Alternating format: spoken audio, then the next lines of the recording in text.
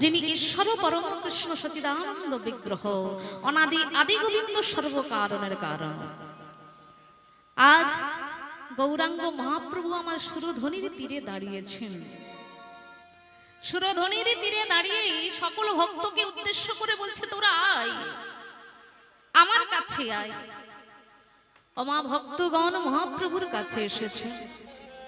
মহাপ্রভু বলে উঠল, ওই দেখ, তাকিয়ে দেখ। তাকিয়ে দেখতে বলল কি? মহাপ্রভু বলছেন, একবারে তাকিয়ে দেখ, পূব গগনে সূর্য উঠেছে। ভক্তরা বলল, প্রভু পূব গগনেই তো সূর্য ওঠে। ওরে মূর্খ, পূব গগনে যেমন সূর্য উঠেছে, সূর্য বেলা গড়াতে গড়াতে আবার কিন্তু এক সময় পশ্চিম গগনে ঢলে পড়ে। কে বাবা? তাহলে মহাপ্রভু বলছে পূব গগনে সূর্য উঠেছে, পশ্চিম গগনে ঢলে পড়বে। তেমন তো তোদের তো আয়ু সূর্য উঠেছে। যেমন দেখো সূর্য ওঠে বেলা গড়ায়, কখনো 9টার ঘরে ঘড়ির কাঁটা থাকে, কখনো 10টার ঘরে, কখনো 12টার ঘরে, কখনো 1টার ঘরে বেলা গড়িয়ে চলেছে। একবার তাকিয়ে দেখো তো, এখানে যে সকল ভক্ত আছে, কারো দেখো, কারো সূর্য 7টার ঘরে, কারো সূর্য 9টার ঘরে, কারো সূর্য 10টার ঘরে, কারো সূর্য 11টার ঘরে, কারো সূর্য 12টার ঘরে, আবার কারো সূর্য 5টার ঘরে পৌঁছে গেছে। তাহলে মহাপ্রভু আজ সূর্যকে দিয়ে ভক্তদেরকে বোঝাচ্ছেন কি, যেমন পূব গগনে সূর্য উঠেছে, তোদেরও তেমন আয়ু সূর্য উঠেছে। বেলা তোদেরও তো গড়িয়ে চলছে, আর কবে করে? আমার মতো মূর্খ কীর্তনিয়া বলে উঠল, কেন প্রভু? করেছি তো, এই তো সংসার করেছি, এক ছেলে এক মেয়ের মা হয়েছি, আবার কি করব? এই তো সংসারে নিয়েছি, সংসার করেছি। মহাপ্রভু বলে, হ্যাঁ রে মূর্খ, ওই সংসার কি তোদের? এই সংসার কি তোরা নিয়ে এসেছিস? বলো তো মায়েরা, এখানে যে সকল ভক্ত আছে, সংসার কেউ আমরা করেছি? কে করেছে? একবার হাত তোলো তো দেখি। বলে সংসার যদি না করব, আমরা ছেলে মেয়ের বাবা মা হলাম কি করে? সংসার যদি না করব, আমাদের আত্মীয় পরিজন হলো কি করে? ও মা, সংসার আমিও করিনি, সংসার তুমিও করনি, সংসার বাবাও করেনি, সংসার মাও করেনি। আমার সংসার ছিল না, ভগবানের সংসার ছিল। বলে কেমন? দেখো, আমি কিন্তু সংসারে নিয়ে আসিনি, আমার মায়ের সংসার ছিল, আমার মায়ের সংসারে আমি ঢুকেছি। তাহলে আমার মা নিয়ে এসেছে না, আমার দিদিমার সংসার ছিল, মা ঢুকেছে, তাহলে আমার দিদিমা নিয়ে এসেছে না, আমার দিদিমার মায়ের সংসার ছিল, দিদিমা এসেছে। এমন করতে করতে করতে করতে দেখো সংসারে চলে গেছে অনাদি আদি শ্রী গোবিন্দের কাছে। ও মাইরা, আমরা একটা বাড়ি বানাতে গেলে কোথা থেকে ইট, কোথা থেকে বালি, কোথা থেকে সিমেন্ট ছুটে ছুটে বাবারা বেড়ায় নিয়ে আসে, কত কষ্ট করে তবে একটা বাড়ি বানাচ্ছে। একবার চিন্তা করে দেখেছো, একটা বাড়ি বানাতে গেলে ইঞ্জিনিয়ারকে টাকা দিতে হচ্ছে কেন? কারণ ইঞ্জিনিয়ার এসে বাড়িটা কিরকম হবে ইঞ্জিনিয়ার সেটা বলে গেছে। এই যে প্যান্ডেলটা কমিটির ছেলেগুলো যে প্যান্ডেল করেছে, সেই প্যান্ডেল ওলাকেও কিন্তু টাকা দিয়েছে, তবে কিন্তু প্যান্ডেলটা তৈরি হয়েছে। কিন্তু দেখো এই প্যান্ডেলটা যে দাঁড়িয়ে আছে, কতগুলো খুঁটি, কতগুলো খুঁটি, কতগুলো খুঁটি দিয়েছে, তবে কিন্তু প্যান্ডেলটা দাঁড়িয়েছে।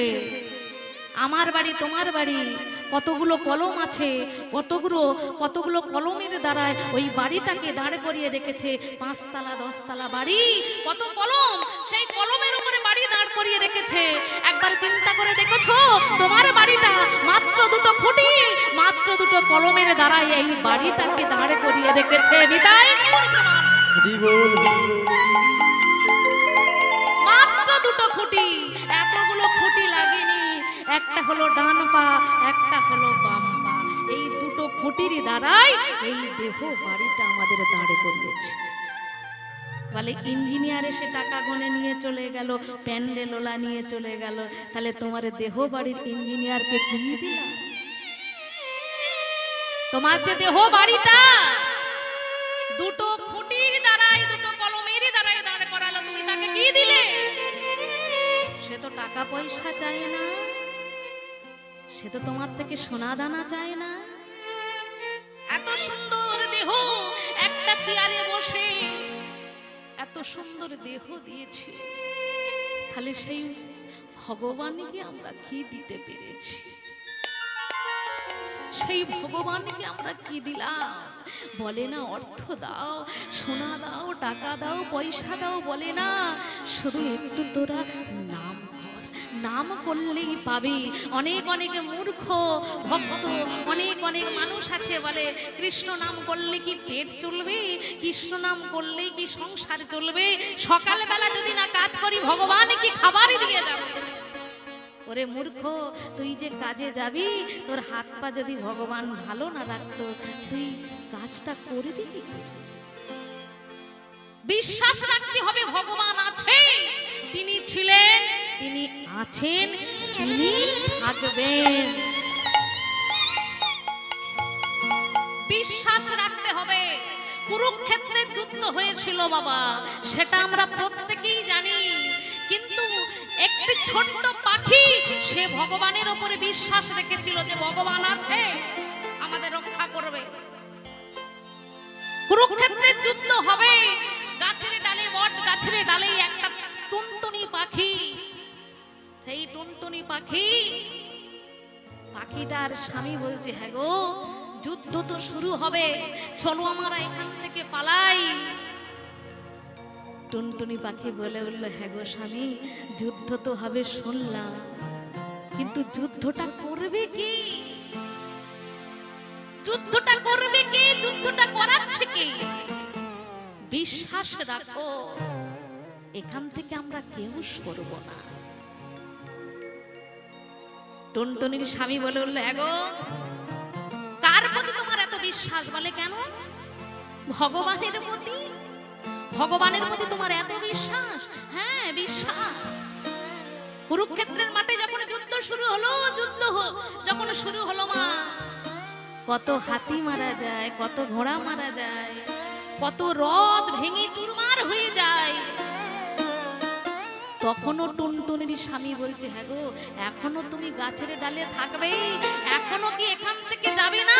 আমার 5টা ছেলে, এদেরকে তো বাঁচাতে হবে। বলল, স্বামী বিশ্বাস রাখ, বিশ্বাস রাখ। তাকিয়ে দেখো, হাতি মারা গেল, ঘোড়া মারা গেল, কত সুন্দর সুন্দর রথ ভেঙে গেল, কিন্তু তাকিয়ে দেখো একবার অর্জুনের যে রথ, সেই রথের দড়িটা নিয়ে ধরে বসে আছে, ওরই নাম হলো কৃষ্ণ। ওই কৃষ্ণকে একটু বিশ্বাস করো। চলো আমার 5টা ছেলেকে নিয়ে আমরা স্বামী স্ত্রী, আমার ছেলে নিয়ে ওই ওই কৃষ্ণের রথের নিচে আমরা যাই। কৃষ্ণের রথের নিচে টুনটুনি পাখি তার বাচ্চাগুলোকে নিয়ে, স্বামীকে নিয়ে রথের চাকার সামনে বসে আছে।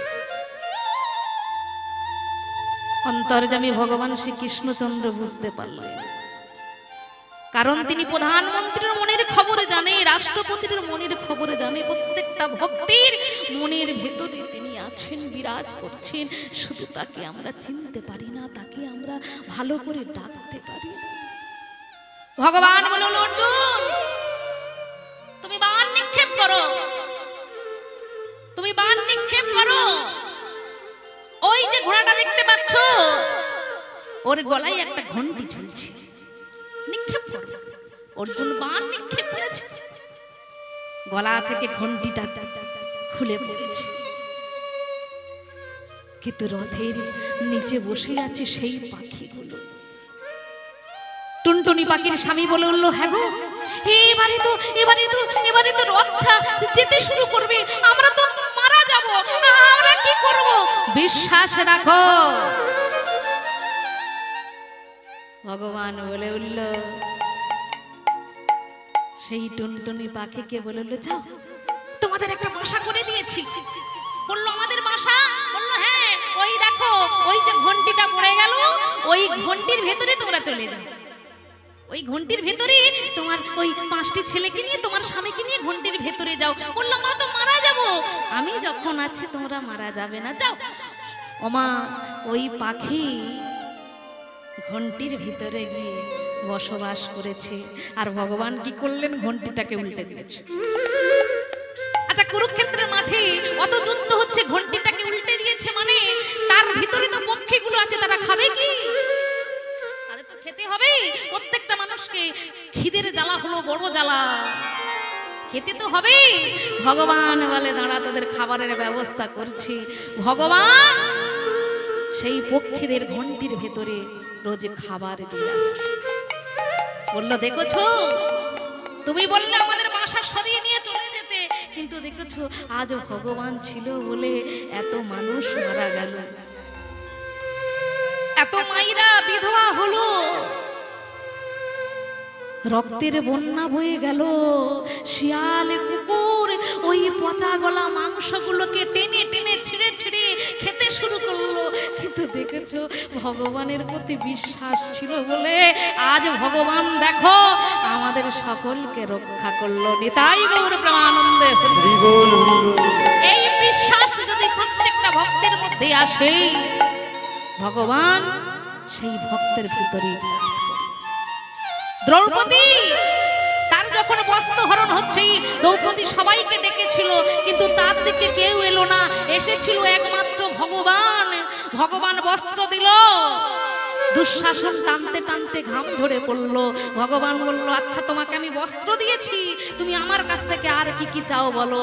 আমার মতো অশিক্ষিত, আমার মতো মূর্খ কীর্তনিয়া হলে, আমার মতো লোভী কীর্তনিয়া হলে আমি বলে দিতাম, ঠাকুর তুমি আমাকে দেবে বলছো, এত কাপড় দিয়েছো, তাহলে এক কাজ করো, আমার যে দুখানা আলমারি আছে সেই আলমারি ভর্তি আরো কাপড় দাও, সোনা দাও, আমার যে বাড়ি আছে আরো বাড়ি করে দাও।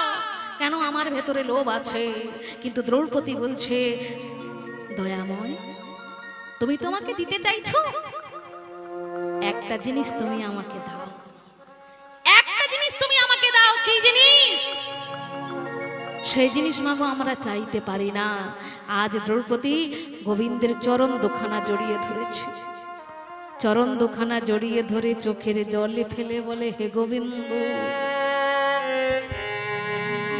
তোমার কাছে আমি টাকা চাই না, সোনা চাই না, তুমি যেমন করে আমি হাতে ধরে পাঠিয়েছ, শেষের দিনে গো তুমি তেমন করে আমায় হাতে ধরে তাই আমায় চরণ ছাড়া করো না গো।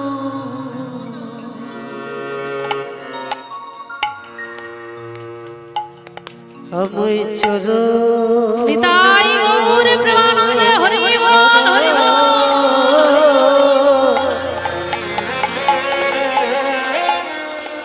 করো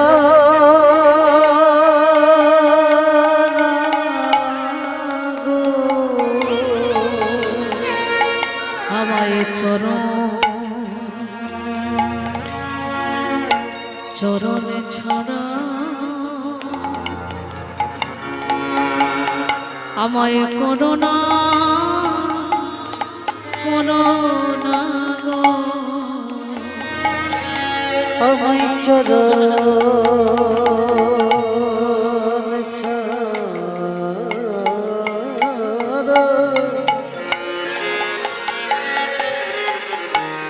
করো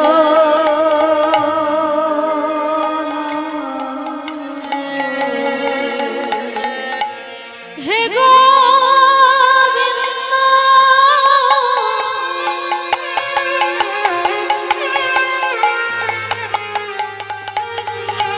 তোমার কাছে আমার এই নিবেদন,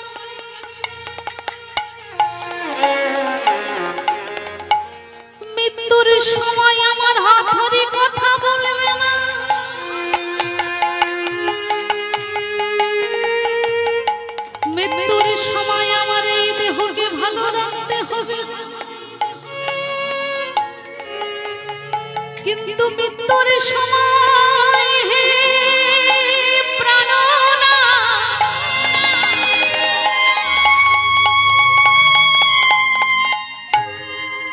তুমি মৃত্যুর সময় আমার এই ছোট্ট জীবীকে ভালো রেখে গোবিন্দ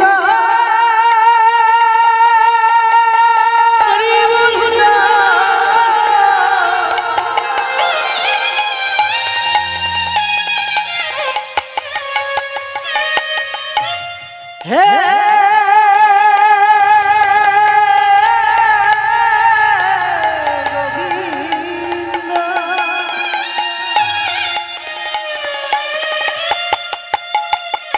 আমি জনমে নই জনম জনম ধরে তোমার পেতে যাই গোবিন্দ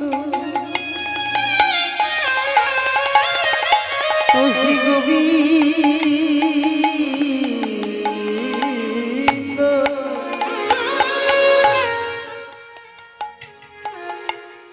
তুমি আমায় চরণ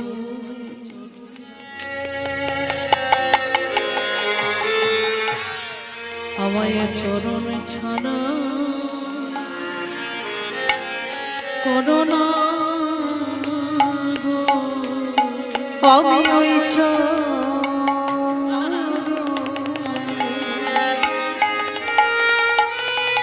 আমার এই বিনতি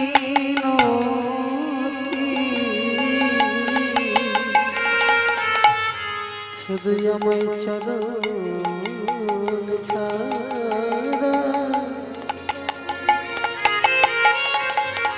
করুণা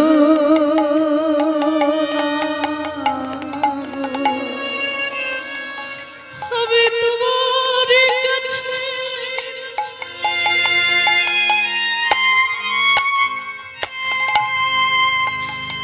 আমার এই মিনতি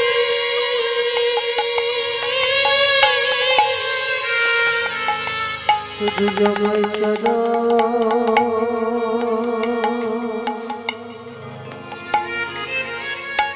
ছাড়া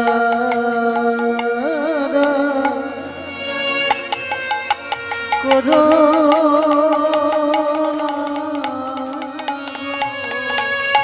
বলে আর তো কিছু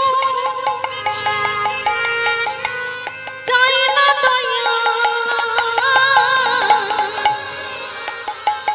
আমায় চরণ ছাড়া করুণা গো আমি আর তো কিছু কিছু চাই না দয়া শুধু চরণ ছাড়া করুণা তোমার ওই রাঙা চরণে আমার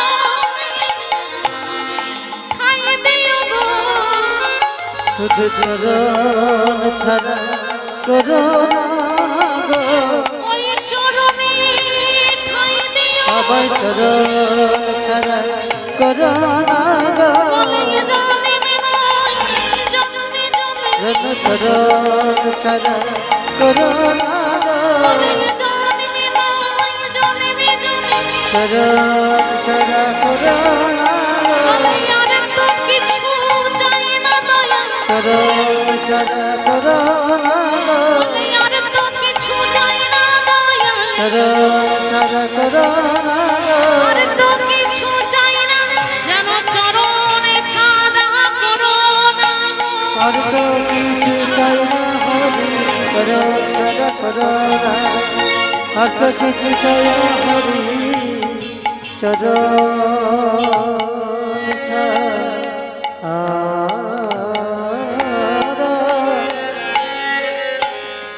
করুণা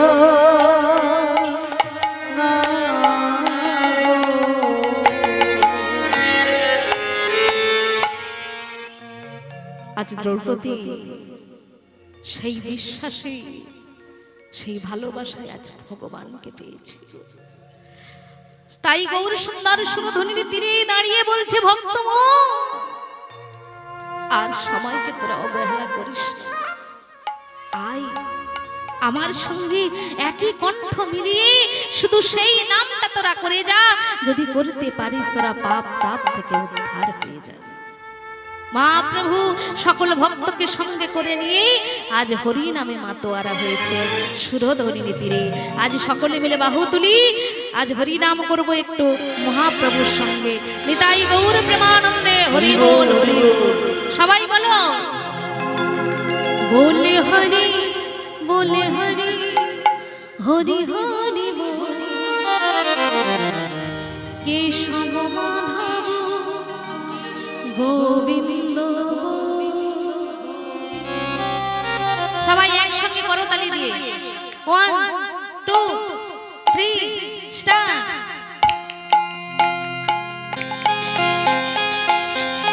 জয় গৌর হরি বল হরি বল হরি বল।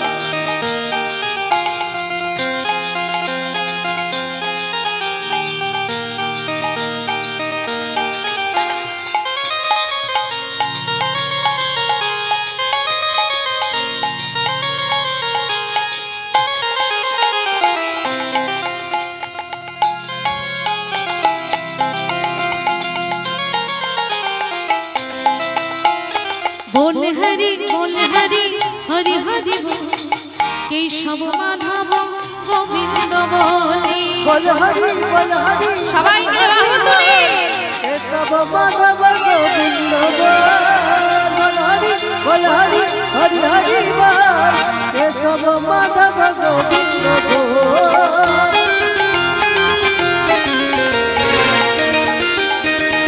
হরি বল হরি বল হরি বল।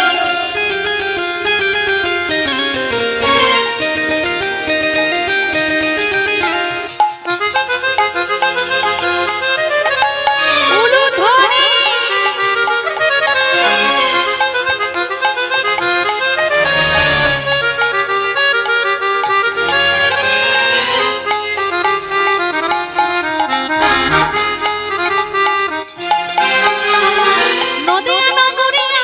নদিয়া নগরিয়া দেখি আনন্দ হলো। ও মাইরা এটা এখন নবদ্বীপ ধাম কি গো? হ্যাঁ এটা এখন নবদ্বীপ ধামে আছি। তাহলে এই নবদ্বীপ ধামে কে এসেছে? আমার গৌরী লুরি সঙ্গে নিতাই লুরি গৌর নদী সঙ্গে নিতাই লুরি গৌরী লুরি সঙ্গে নিতাই লুরি আমার গৌর নদী সঙ্গে নিতাই লুরি। নদিয়া নগরিয়া দেখি আনন্দ হলো। সবাই মিলে একবার বাহু তুলো তো দেখি বাহ। হ্যাঁ এবারে যে সকল ইউটিউব ম্যানরা আছে আর একটু ক্যামেরাটা ওদের দিকে ঘুরিয়ে দাও। হ্যাঁ বাবা মায়েদের দিকে একটু ঘুরিয়ে দাও সবাই মিলে।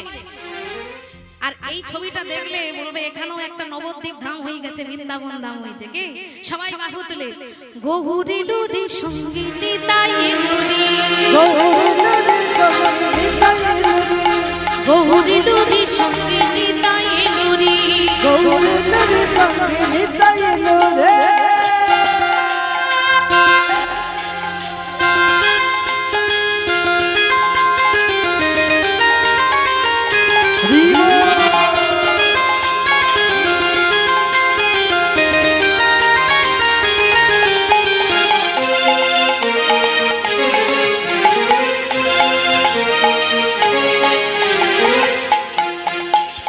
কলিযুগের বীজ মন্ত্র হরে কৃষ্ণ হরে রাম এই নাম আছে রস অমৃত সমান। কলিযুগের বীজ মন্ত্র হরে কৃষ্ণ হরে রাম এই নাম আছে রস অমৃত সমান। কলিযুগের বীজ মন্ত্র হরে কৃষ্ণ হরে রাম এই নাম আছে রস অমৃত সমান। কলিযুগের ওহো কলিযুগের বীজ মন্ত্র হরে কৃষ্ণ হরে রাম এই নাম আছে রস অমৃত সমান। নামের গুণে জগাই মাধাই নামের গুণে জগাই মাধাই নামের গুণে জগাই মাধাই ধরিয়া গেলুরি। সবাই মিলে বলো হরি গৌরী লুরি সঙ্গে নিতাই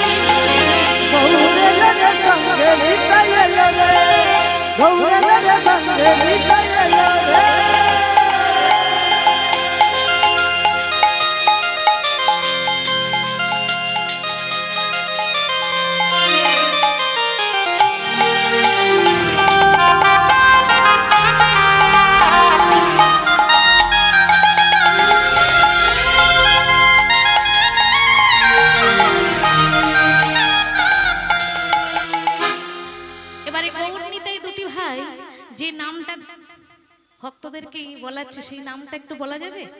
আচ্ছা, কে কে বলবে না একবার বড় করে দুটি হাত তোলো তো দেখি।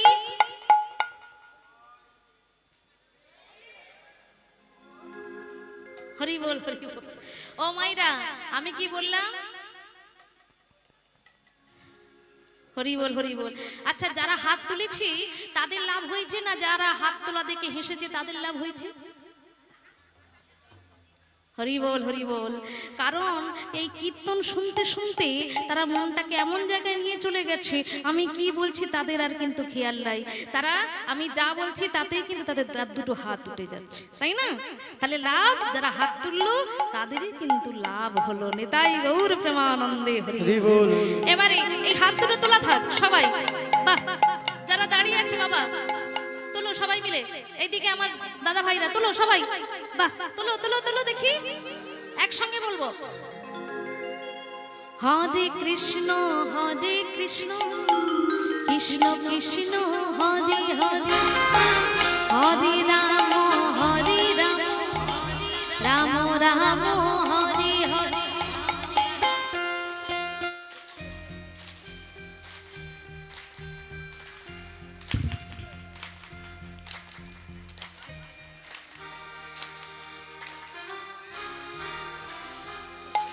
আস্তে আস্তে বাবা, আস্তে আস্তে মা, আস্তে আস্তে।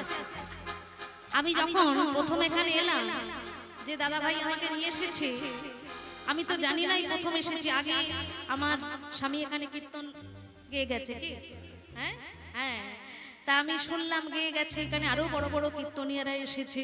হ্যাঁ, তা দেখে আমার মনটা খুবই ভরে গেল যে আমার সত্যি মা বাবারা যে নিজের মেয়ে মনে করে আমাকে যে এত ভালোবেসেছে, ভালোবাসা না দিলে কিন্তু ভালোবাসা পাওয়া যায় না, কি তাই না? এই যে আমার বাবারা মায়েরা যে এত ভালোবাসা দিয়েছে, তাই দেখো আজ হরি নামকে ভালোবেসে আমাকে ভালোবেসে কি সুন্দর হরি নাম করছে। হ্যাঁ, সবাই মিলে হরে কৃষ্ণ হরে। বাবা এই তুই বন্ধ কর না। হরে কৃষ্ণ। বাবা ভগবান শুনছি।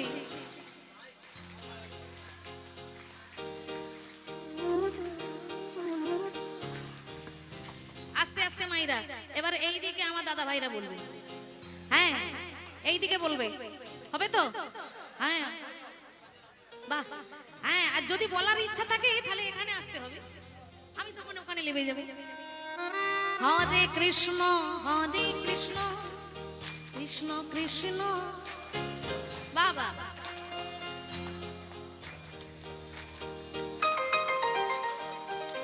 খুব সুন্দর। এবার একসঙ্গে বাহু তুলি। হরে কৃষ্ণ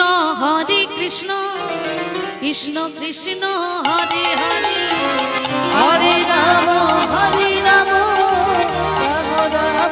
হরে হরে, হরে কৃষ্ণ কৃষ্ণ কৃষ্ণ হরে হরে, হরে রাম উলুধ্বনি মাইরা। রাম রাম হরে হরে, হরে কৃষ্ণ কৃষ্ণ কৃষ্ণ হরে হরে, হরে রাম হরে রাম রাম রাম হরে হরে, হরে কৃষ্ণ কৃষ্ণ কৃষ্ণ হরে হরে, হরে রাম রাম রাম হরে হরে। বলো হরে কৃষ্ণ কৃষ্ণ কৃষ্ণ হরে হরে, হরে রাম রাম রাম হরে হরে, বলো হরে কৃষ্ণ কৃষ্ণ কৃষ্ণ হরে হরে, হরে রাম রাম হরে। ও হরে কৃষ্ণ কৃষ্ণ কৃষ্ণ হরে হরে, হরে রাম রাম রাম হরে হরে। বল গৌর হরি গৌর হরি গৌর হরি জয় গৌর হরি, গৌর হরি গৌর হরি গৌর হরি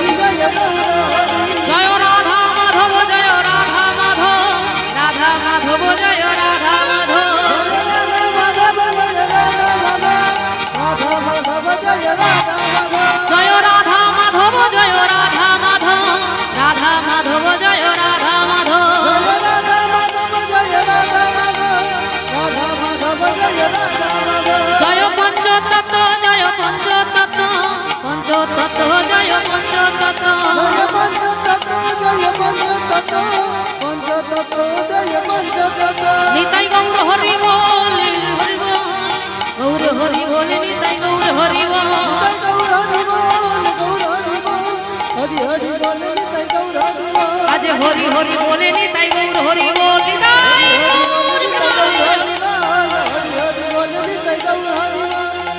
হরি বল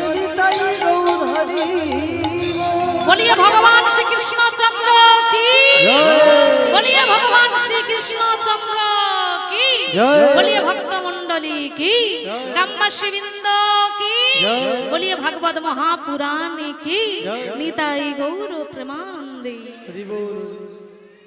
হরি বল হরি বল। তাহলে কার কথা শুনবো বলেছিলাম? জয়দেবের কথা, যার বাড়ি ছিল বীরভূমের মাটিতে। বীরভূমের মাটিতে যার বাড়ি ছিল, মা বাবার নাম ছিল ভোজদেব, মায়ের নাম ছিল বামা দেবী। জয়দেব তখনও জন্ম হয়নি। আচ্ছা মা, সংসার জীবনে মায়েদের একটা বড় যন্ত্রণা, বড় কষ্ট পায় কখন? যখন তাদের কোনো সন্তানাদি না হয়। আচ্ছা, একটা মেয়ের যদি সন্তান না হয়, আচ্ছা সেই মেয়েটাকে বাবারা কি বলতে যায় যে ওই মেয়েটার মুখ দেখা মহাপাপ? বলতে যায় না। যখন সে কলে যায়, যখন সে ঘাটে যায়, তখন আমাদের মতো মেয়েরাই বলে ওই মেয়েটার মুখ দেখা মহাপাপ। কেন? কারণ ওই মেয়েটার সন্তান হয়নি, ওর মুখ দেখে বেরোবি না। ওমা, বামা দেবী যখন কলে যেত, ঘাটে যেত, তাকেও এই সব কথা শুনতে হতো। বামা দেবী তাই ঠাকুরের চরণ তলে বসে বলতো, হে দয়াময়, তুমি তো এত নারীকে তুমি মা করেছো, আমার গর্ভে তুমি সন্তান দিতে পারো না? আমি কি অপরাধ করেছি, কি অন্যায় করেছি? ভোজদেব বলল, হ্যাঁ গো, তুমি ভগবানের কাছে বসে বসে কি চাইছো? বলে, কেন একটা সন্তান চাইছি। বলে, চেও না। যারা যারা বৈষ্ণব হয়, যারা বৈষ্ণবী হয়, তাদের কোনোদিন ভগবানের কাছে কোনোদিন চাইতে নাই। কি বাবা? যারা বৈষ্ণব হয়, যারা বৈষ্ণবী হয়, দেখবে তারা কোনোদিন ভগবানের কাছে দুহাত পেতে চায় না। ভগবান যা দেয় তাতেই তারা খুশি থাকে। ও বাবা, তুমি কেন ভগবানের কাছে চাইছো? কিসের জন্য ভগবানের কাছে চাইছো? বলে, এত মেয়ে মা হয়েছে, আমি মা হতে পারবো না। তা তুমি কেমন ছেলে চাইছো গো? বামা বলে উঠল, শোনো, আমি কেমন ছেলে চাইছি জানো? আমার যদি একটা ছেলে হয়, সেই ছেলের ভগবান যদি দুটো চোখ না দেয়, আমার দুঃখ হবে না। তার যদি হাত যদি না থাকে, আমার দুঃখ হবে না। তার যদি পা যদি না থাকে, আমার দুঃখ হবে না। ভোজদেব বলে, হ্যাঁ গো, এমন ছেলে নিয়ে তুমি কি করবে? তার হাত থাকবে না, তার পা থাকবে না, তার চোখ থাকবে না, এমন ছেলে তুমি নিয়ে কি করবে? ওমা, এখানে যারা যারা আছে, আমরা কেউ ভগবানের কাছে বলবো যে ঠাকুর, তুমি আমাকে একটা ছেলে দিও, তার হাত দিতে হবে না, পা দিতে হবে না, এমন ছেলে চাইবো? কেউ কিন্তু চাইবো না। আমরা কি বলবো, ঠাকুর তুমি আমাকে একটা ছেলে দিও, সেই ছেলে যেন বেশ দেখতে শুনতে ভালো হয়। ভগবান বলে, বেশ বেশ, আর কি চাস আমার কাছে বল? বলে, ঠাকুর সেই ছেলে শুধু দেখতে ভালো হলে হবে না, যেন লেখাপড়ায় ফার্স্ট হতে পারে। ভগবান বলে, ঠিক আছে ঠিক আছে, তোর ছেলে প্রতি বছর ফার্স্ট হবে স্কুলে, আর কি চাস? না ঠাকুর, ছেলে শুধু ফার্স্ট হলে হবে, তুমি দেখো যেন একটা মোটা টাকার চাকরি পায়। ভগবান বলে, ঠিক আছে, চাকরিও পাবে, আর কি চাস? না ঠাকুর, সবই যখন তুমি দিচ্ছ, তাহলে এক কাজ করো, একটা যেন সুন্দর বাড়ি বানাই, একটা গাড়ি কেনে, আর একটা টুকটুকে বউ বানাই।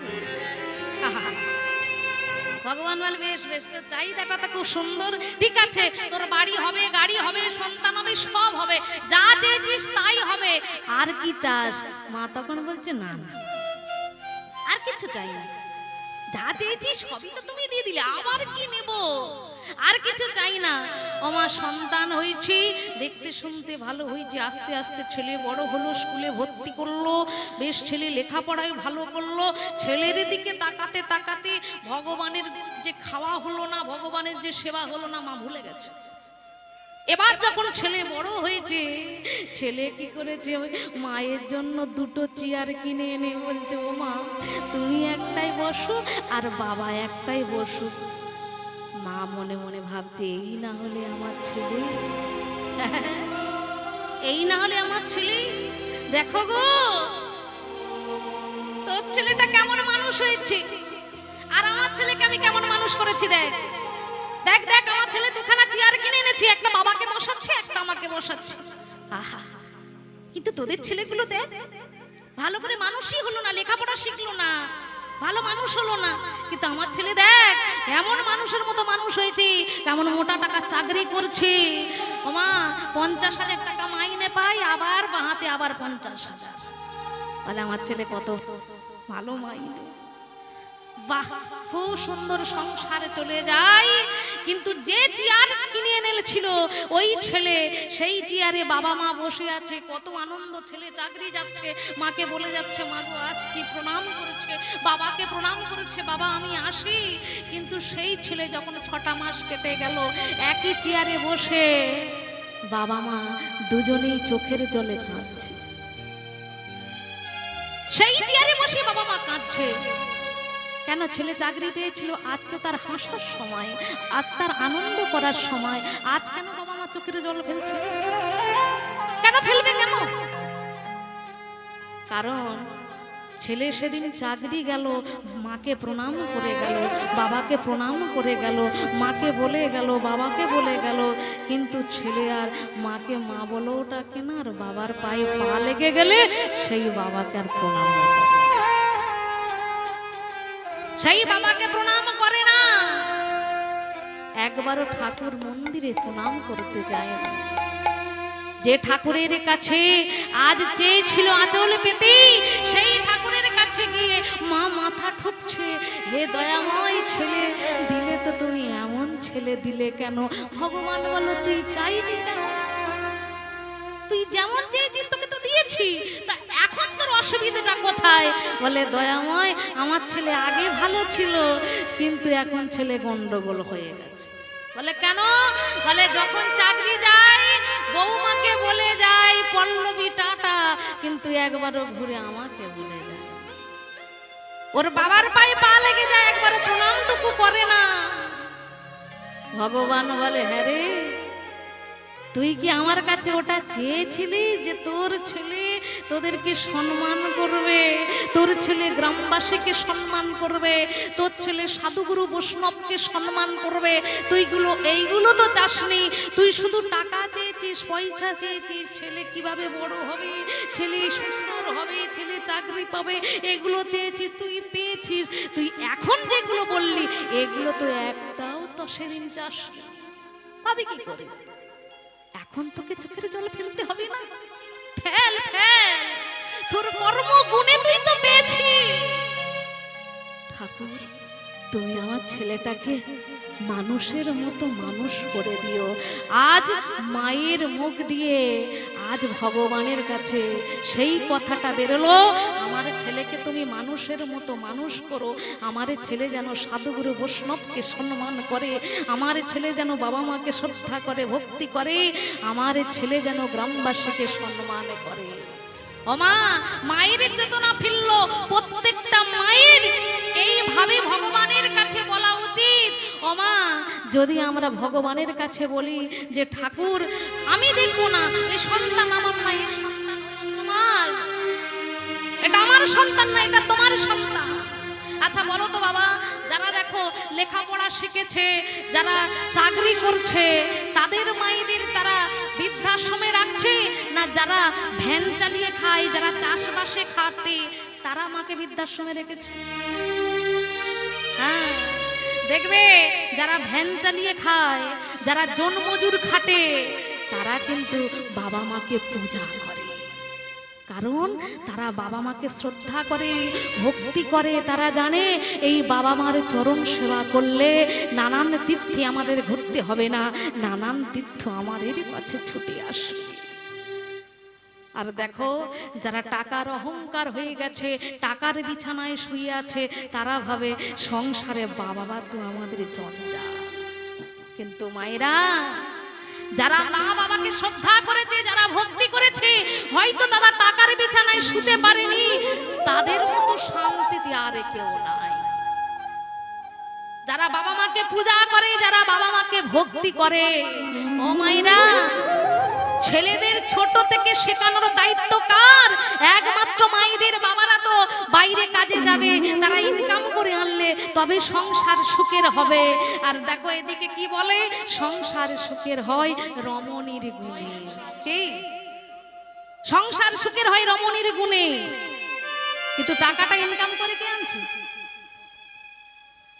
সকালবেলা মাথার ঘাম পায়ে ফেলে টাকাটা ইনকাম করে এনে সংসারে রমণীর হাতে দিলে তখন হয়ে যাচ্ছে সংসার সুখের হয় রমণীর গুণে। ওই একবার পুরুষরা টাকা ইনকাম বন্ধ করে দিক, তখন রমণীরা কি করে চালাই দেবে?